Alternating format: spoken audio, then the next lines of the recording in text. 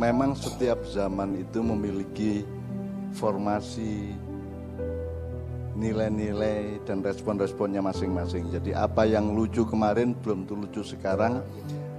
Jadi itu dialami tidak hanya oleh anak muda sekarang, dialami orang tua juga. Jadi wong tua saiki ya gumun ngono kok guyu to kowe iki le. Kan ada itu bolak-balik. Kita tidak paham kok itu ketawa. Dan itu tidak hanya soal lucu, itu juga soal kreativitas. Jadi misalnya Anda tahu dulu itu kan kita punya organisme pelawak namanya Sri Mulat atau klub-klub itu kemudian kan karena kapitalisme mereka kemudian direbut satu persatu, akhirnya Basuki keluar dari Sri Mulat kan, terus diambil sebagai Basuki Dok, terus begitu juga lainnya sampai Tesi kan dulu kan Sri Mulat, kemudian dia dimandirikan oleh televisi, akhirnya proses olah organisme di dalam masyarakat, dalam budaya masyarakat untuk menciptakan satu lingkaran-lingkaran kelucuan itu menjadi ambyar. Sampai akhirnya pasca Tesi kemudian kan wis ora ono Mas, tidak ada karakter pelawak lagi, tidak ada saiki nek kowe ndolek pelawak iki sapa ning Indonesia wis ora ono. Dulu kita punya sejak Bing Slamet sampai Subagio, sampai Blontang, sampai Gepeng, ya. Kita dulu punya. Jadi setiap bidang kehidupan itu melahirkan karakter-karakter manusia yang berkepribadian. Ini misalnya Basio itu kan ndak lahir lagi sekarang. Saiki sing dibutuhke saiki wis beda. Sudah tidak lagi juga di politik, juga di agama, juga di apapun ndak ada tokoh-tokoh lagi Mas sekarang. Nggak ada tokoh lagi karena wis ambyar kabeh. Jadi secara menyeluruh kita itu sudah kehilangan organisme kemanusiaan, sehingga juga tidak ada organisme budaya, tidak ada nuansa para pelawak. Nek biyen ki Sri Mulat itu wis ngono kuwi ya. Ora iso dipedhel-pedhel. Paul kaya ngono kae gitu ya. Sapa? Asmuni kaya ngono. Sekarang ndak lahir Asmuni lagi, ndak ada lagi sudah. Jadi itu juga lagu biyen cetha nek Beatles ngono kae, nek Guns N' Roses ngono kae. Nek saiki ki lagu wis duwe karakter kabeh. Lagu saiki mung kaya cah cilik dolanan ember kae to. Ceng ngono kuwi tok. Jadi abad 21 abad hilangnya karakter manusia. Hilangnya kepribadian manusia. Tidak hanya di dunia lawakan atau kesenian tapi juga di dunia politik, agama. Maka tidak ada negarawan. Wong ya ora mudeng negarawan iki apa kok. Ora mudeng. Wong bedanya pemerintah sama negara aja kita sudah tidak paham kok. Jadi kita itu mengalami degradasi peradaban yang luar biasa. Nah, kita terima lakon Suminten Edan dari 5 gunung ini supaya kita itu mengerti apa yang kita sudah tidak tahu. Jadi kita jangan hanya tahu yang kita tahu, kita juga harus tahu yang kita tidak tahu, ngerti gak Mas? Ilmu itu gitu, kan lebih banyak yang kamu tidak tahu. Nah kamu harus tahu apa yang kamu tidak tahu, itu namanya ghaib. Karena syarat jadi manusia nomor 1, apalagi pemimpin dari Allah itu adalah yu'minuna bil ghaib. Baru kemudian warrahmanur rahim, baru jadi malik, jadi diri sendiri yang memimpin dirinya kan gitu. Nah kita itu kan dimaknya kan sering saya katakan, kamu jangan hanya pintar menjawab, tapi juga kamu harus tahu apa yang harus kamu tanyakan. Kan gitu kan. Tahu yang harus ditanyakan itu adalah kamu mengerti yang kamu tidak tahu itu apa saja. Lah saiki doh sok tahu kabeh. Mulane sisi medsos ngono kuwi kabeh sok tahu kabeh. Mereka tidak pernah tahu apa yang mereka tidak tahu. Makanya bulan lalu kan kita bikin terminologi. Orang yang tidak tahu apa yang dia tidak tahu, maka dia tidak tahu apa yang dia tahu. Kan dia tidak punya pemetaan. Jadi itu ada pengembangan yang lebih lanjut dari Imam Ghazali yang empat kategori itu. Nah sekarang ini saya ingin memancing teman-teman Ma'iyah ini untuk menunjukkan bahwa Anda itu yang ngerti apa yang kamu tidak tahu. Dan kamu bisa menanyakan sesuatu tidak hanya yang Anda tahu, yang Anda tidak tahu itu Anda harus tahu.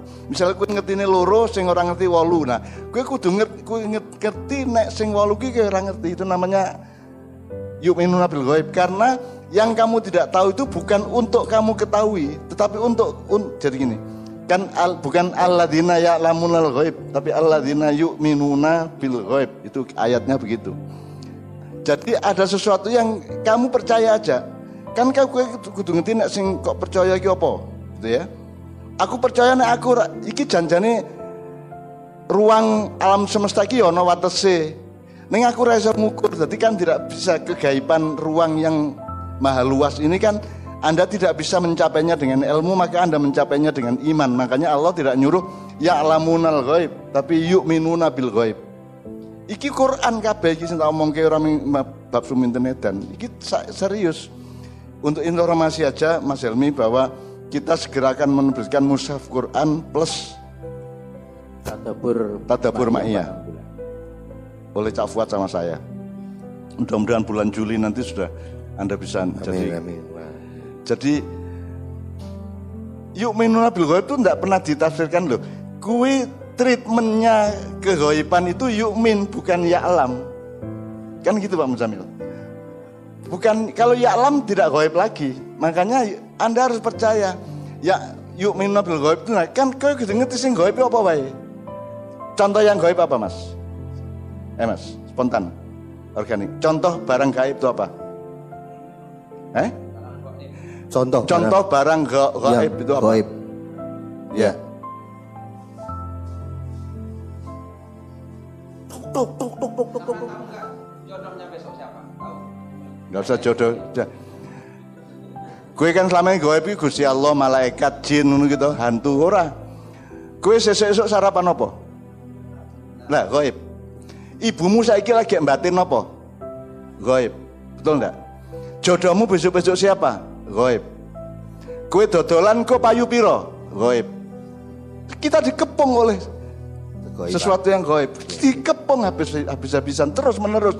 Maka Allah, kamu harus percaya bahwa kamu itu dikepung kegaiban dan kamu harus punya kecerdasan untuk mengerti sing gaib apa wae. Apakah 1 jam lagi hujan apa tidak? Gaib. Apalagi Pak Musamil. Isi yang punya istri, istrimu itu hatinya gimana isinya hari ini, malam ini, nggak tahu kan? Gaib. Semua itu gaib. Jadi kita itu habis diaduk oleh kegaiban-kegaiban setiap hari. Jadi makanya Allah mengatakan kamu percaya aja, makanya supaya kamu itu tidak celaka dan tidak hancur atau frustrasi oleh kegaiban di sekitarmu dan di dalam dirimu sendiri, maka percayalah. Dan caranya menangani semua problem kegaiban itu adalah bertakwa kepada Allah dan bertawakal kepada Allah, kan gitu. Ya takwa dan takwa. Jadi ini pengajian nih, gitu tuh bab ketoprak tok. Jadi kalau Anda orang maknya, Anda harus bisa menemukan apa saja dengan apa saja. Tadi kan saya sudah bilang. Apa saja dengan apa saja, siapa saja dengan siapa saja, siapa saja dengan apa saja dengan siapa saja. 4 hal itu Anda harus bisa menemukan. Piye jenenge? Mulane ketoprak ikan dengan mudah kita bilang ini cara untuk memahami detail-detail kehidupan yang tidak bisa ditemukan kalau Anda pakai kelas diskusi, pengajian, kampus dan seterusnya. Hanya bisa lewat ketoprak. Misterinya manusia, anehnya manusia. Kowe rumangsamu kayak mau suminten moro-moro lungguh mburine sapa? Adipati ya. Itu semua tadi organik, seni itu semua spontan. Tadi kan spontanitasnya bagus banget. Nyeletuk apa jenenge? Nyelokop kan apik banget dan itu enggak mungkin terjadi di teater. Itu hanya terjadi kepada manusia yang hidup. Dan di Jawa itu, di dalam alam tradisional timur itu, semua itu lelaku. Jadi ketoprak itu ya lelaku, bukan pelajaran. Kalau pelajaran kan kognitif, ya toh moco, dipahami, lagi dilakoni kan gitu. Kadoan nek wong Jawa dilakoni, lelaku. Jadi ketoprak itu lelaku, semua lelaku. Jadi teman-teman yang main ketoprak itu jauh lebih siap daripada para pemain teater. Karena mereka memahami mengalami ketoprak atau drama itu sebagai lelaku, tidak sebagai pelajaran, kan gitu. Itu lelaku gitu. Jadi ini teman-teman sekalian, ini serius dan ini urusannya juga dengan tafsir Quran, tadabbur Quran. Jangan lupa, jangan dipikir ketoprak rano hubungannya ke Quran. Kini tak dolek ke hubungannya arep piro, arep pirang tali. Tak cariin mau berapa 1000 ayat, tak cariin 1000 ayat yang terkait dengan ketoprak. Karena orang Islam itu dididik oleh orang Barat dan nyembah wong Barat, akhirnya kangelan nemok-nemok kayak gitu Mas. Kangelan gaduk ki kangelan. Padahal semua gaduk. Namanya juga tauhid. Kalau tauhid itu berarti anything and everything are connected to everything and anything, kan gitu kan. Jenenge tauhid. Kalau enggak tauhid namanya. Nah, kalau ilmu itu berpedoman pada tauhid, maka Anda harus punya kecerdasan untuk menemukan koneksi antara apa saja dengan apa saja. Itu loh, Jid ya. Oke, jadi saya selani supaya nanti kita tanya sama Muzamil satu hal. Kalau sudah saatnya selesai. Ini bandingannya dengan Laila Majnun apa? Gitu ya. Ini nek Jawa kan Suminten Edan, nek Arab Laila Majnun. Nah saya tidak tahu persis. Pak Muzamil kan karena dia juga tergolong di dalam dunia Majnun, maka dia mesti mengerti Laila kan gitu. Gini Mas, kalau ngomong netral ya, ada yang namanya candlelight phenomenon. Candle itu lilin, light itu nyala, phenomenon itu fenomena. Jadi orang itu biasanya sakit, terus ketok seger, njur mati. Itu seperti lilin, kalau mau mati itu menyala terang dulu terus pet mati. Jadi kalau husnudzon itu candlelight phenomenon gitu ya Mas. Kedua, saya juga mengerti apa yang Anda gelisahkan. Jadi menungso iki nganggo ilmu objektif saja ora iso nangani Covid. Belum lagi ilmu kemudian dimanajemenkan oleh suatu pemerintahan atau sistem otoritas, itu juga tidak mampu. Apalagi sistem otoritas ini kambon atau terkontaminasi. Jadi kedokteran bisa dikontaminasi oleh kepentingan ekonomi, bisa oleh kepentingan kekuasaan dan politik dan seterusnya. Jadi penanganan terhadap ujian Allah ini murni saja kita nggak bisa menangani, apalagi di latar belakangi oleh kontaminasi yang non medis itu. Jadi misalnya kan sekarang hampir semua orang kan wedi nang rumah sakit, wedi loro di rumah sakit, ndak di Covid ke gitu kan. Takut di Covid kan, itu artinya ada fakta bahwa belum tentu Covid tapi diklaim sebagai positif Covid. Jadi ada fenomena seperti itu. Saya tidak menyalahkan siapa-siapa, tapi saya hanya membahasakan bahwa wong menangani secara ilmu opo anane we ora iso dan tidak bisa memanage secara apa adanya. Dan itu kita punya ajuan Pak Dr. Prianto dari Tulungagung itu. Apalagi penanganan medis dan pengelolaan Satgas Covid itu juga bisa terkontaminasi oleh kepentingan-kepentingan lain. Kepentingan ekonomi, kepentingan dana, kepentingan politik, kekuasaan dan seterusnya. Jadi kita memang tidak bisa apa-apa gitu Mas. Jadi mulane gue jawabannya yang takwa karo tawakal nek aku. Karena dalam urusan Covid ini kan tidak ada Tuhan toh Mas. Apa tahu WHO ngomong Allah ya ora tahu toh. Apa tahu Jokowi apa pemerintah apa Menkes ngomong Tuhan kan tidak pernah toh. Jadi Tuhan tuh nggak ada. Yang ada itu manusia yang lemah dan Covid yang bertebaran, gitu enggak? Ya enggak? Tuhan enggak ada, takwa enggak ada, tawakal enggak ada, istiqomah enggak ada, wirid enggak ada, hifdzullah enggak ada, jin enggak ada, semua enggak ada. Yang ada itu manusia yang lemah dan lalu lalangnya virus, kan gitu toh. Dan manusia tidak punya pertahanan apa-apa kecuali ikut pemerintah. Dan pemerintah itu juga tidak bisa dijamin bahwa dia betul-betul menangani itu secara medis objektif, karena misalnya gue saiki vaksin ini vaksin untuk Covid yang mana? Covid yang asli Wuhan apa yang sudah mutasi misalnya gitu. Kan itu juga tidak pernah transparan teman-teman sekalian. Jadi nek prasaku dunyoe kaya ngono kuwi pancen menungso iki mulane dinyang karo iblis mbiyen iki jan manungsa iki sangat besar potensialitasnya untuk menciptakan mafsadah dan sayiat. Sayiat itu keburukan-keburukan, kejahatan-kejahatan, mafsadah itu kerusakan-kerusakan dan perusakan-perusakan. Nah, tetapi sekarang faktanya Dek, bapakmu meninggal toh. Gitu. Artinya ono ora kemungkinan nguripke meneh ono ora. Pada saat yang sama kan saya juga bapaknya istri saya Mbak Novia Kolopaking kan bapaknya meninggal juga baru sekitar 10 hari yang lalu. Terus guru saya Umbulan Duparanggi meninggal juga kan sekarang juga masih disemayamkan di pemakaman Mumbul Denpasar. Jadi itu kan tidak bisa kita apa-apakan. Nah kelemahan kita dua deh. Kita kan tidak pernah diajari bahwa mati itu tidak buruk. Jadi semua orang merasa terancam karena menganggap bahwa kematian adalah sesuatu yang negatif, menurut toh? Ya toh? Jadi kematian itu adalah keburukan, bahkan mungkin dianggap kejahatan. Untung aja manusia tidak berani sama Israel. Nek wani kan Israel mesti dibulin enten kayak penggaweane mateni wong bendino toh Israel iki. Sedino sak kabupaten dipateni piro karo malaikat Israel kan gitu. Cuman nggak berani aja kita. Andaikan kita itu berani sama Allah sama malaikat, sudah kita bully di medsos. Karena Allah kan Allah yang menentukan kue mati pora. Jadi yang bunuh siapa? Pelaku kematian manusia itu siapa? Allah sendiri kan, otoritas Allah. Al-Mumit yang mematikan. Jadi siapa yang paling terdakwa dalam soal kematian manusia? Siapa? Allah.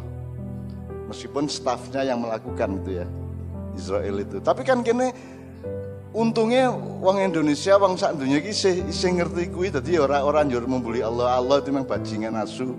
Mateni wong sedina mbok pirang ewu ngono kae kan gitu kan. Kan gitu kan?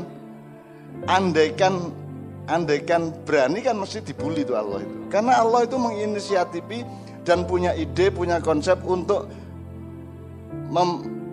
membunuh manusia sekian dari satu negara. Kan ada daftarnya itu di Lauhul Mahfuz, ada daftarnya.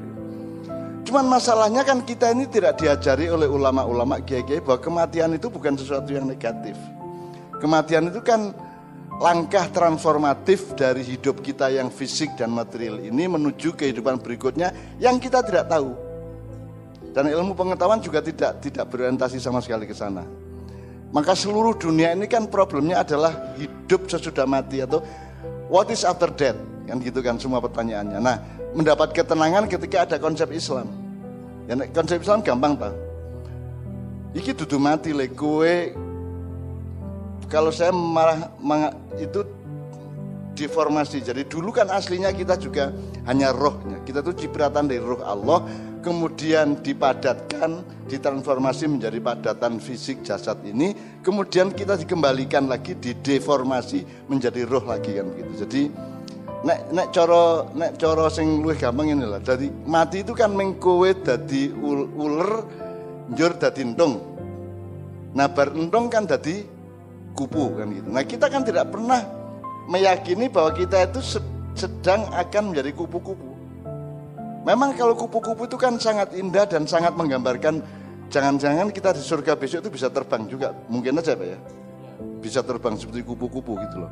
Dan yang jagoan Muhammad Ali, karena Muhammad Ali petinjukan apa?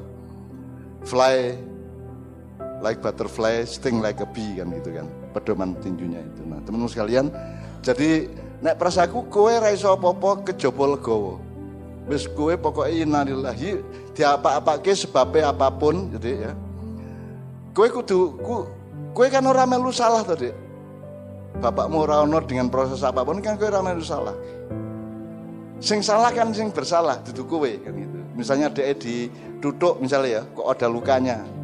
Kan kowe ora melu tanggung jawab kuwi. Kan gitu. Meskipun kita mungkin sebagai anak, sebagai manusia biasa kita punya rasa gelo, punya rasa penyesalan dan sebagainya. Ning nek wis kedaden arep piye kowe? Ya satu-satunya jalan adalah Islam, mengislamkan dirimu, memasrahkan, mengikhlaskan, melegowokan apa? Ya legoli loh. Segala sesuatunya nanti terserah. Kan Allah Maha Adil gitu loh. Dan akan terjadi yang namanya Dzuntiqom itu, Allah yang Maha membalas itu akan terjadi meskipun sekarang belum terjadi. Termasuk kalau bapakmu itu Islam tapi dimakamkan secara non Islam misalnya ya, gue ya rasa gelo.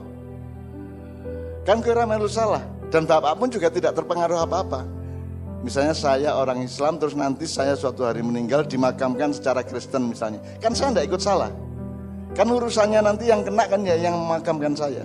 Jadi gue rasa misalnya Qaddafi dipendungi, Muammar Qaddafi dipendungi, ditutui, dibandemi watu nganti leden ning dalan, ya. Kan Qaddafi enggak salah apa-apa. Artinya dia hanya menanggung kesalahan selama hidup, tapi untuk urusan dia dipendungi tadi kan dia enggak salah apa-apa. Yang akan menanggung adalah yang bersalah. Nah jadi sekarang Anda, nek perasaku ya dihilangkan itu gelo. Bismillah wis ikhlas ke bapakmu supaya dia juga lancar di dalam deformasi yang dia lakukan menjadi bagian dari ruh Allah kembali kan gitu.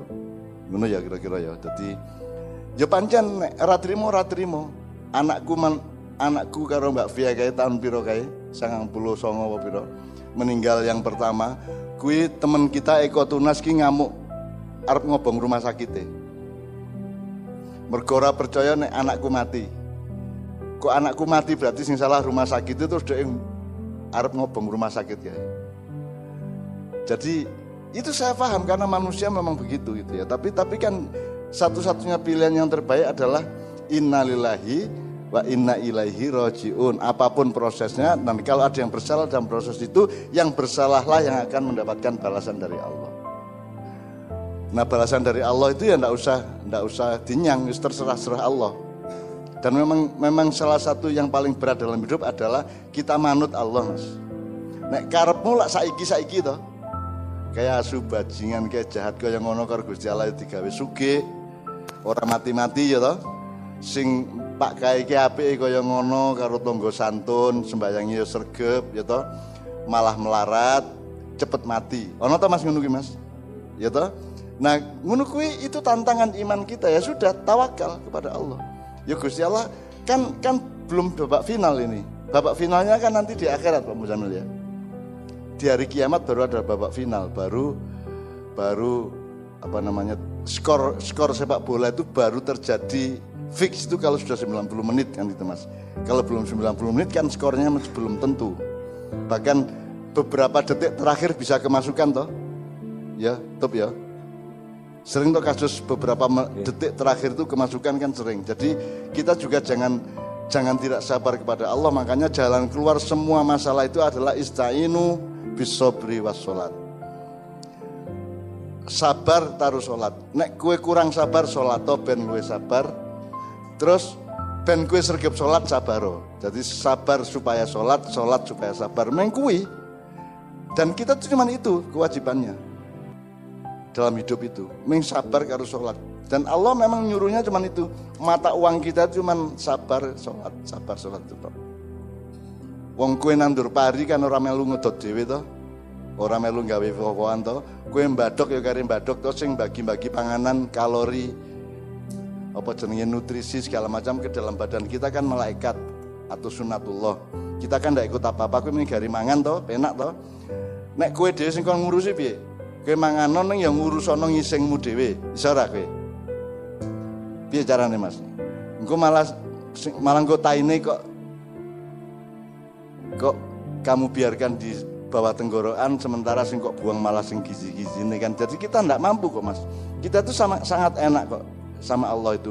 Pokoknya men dikongkon takwa karo tawakal minggu tok. Sabar karo salat minggu tok. Wis. Selebihnya wis tok percaya kowe husnudzon kepada Allah. Udah. Tidak apa-apa, lilo legowo bismillah. Wes kue untuk supaya kamu bisa